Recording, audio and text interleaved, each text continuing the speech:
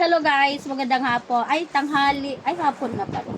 So, lunch time po namin kasi kararating lang po namin galing doon sa pag-enroll ng aking anakers. Ngayon, mga kalamog, ito po yung pangalawang araw ng aking diet.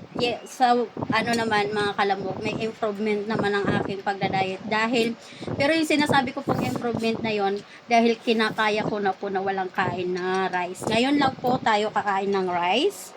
Is ano lang po yan, mga 2 kutsara.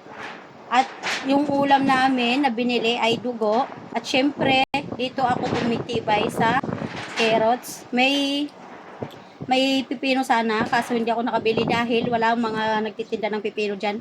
Meron naman, pero yung hinog na ayaw ko ng ganun. At syempre, isang itlog, hindi kinain kaninang umaga. Ito po yung almusal namin kaninang umaga at saka kape. Tagi-isang itlog lang. So ngayon mga kalamog, ito na ang ating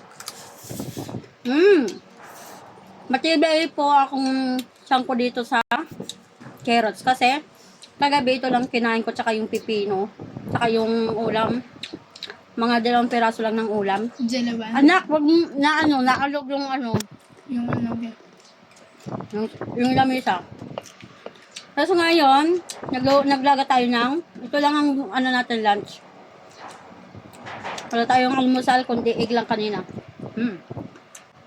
Kain tayo mga kalamog. Ay, Totoo na talaga itong pagdadayet ko mga kalamog. Hindi na ako biro-biro. Kinakaya ko na po na hindi kumain. Kaya ko na po. ba't ka kumakain? Ito lang. Huwag naman natin biglaan na talagang walang-wala. Kasi masama din yun. Siyempre. Ang ibig ko sabihin, at least nababawasan na po ang ating kain. Wala pang 5 minutes. Ikasan mo. So, ayan mga kalamog. So, ang natin.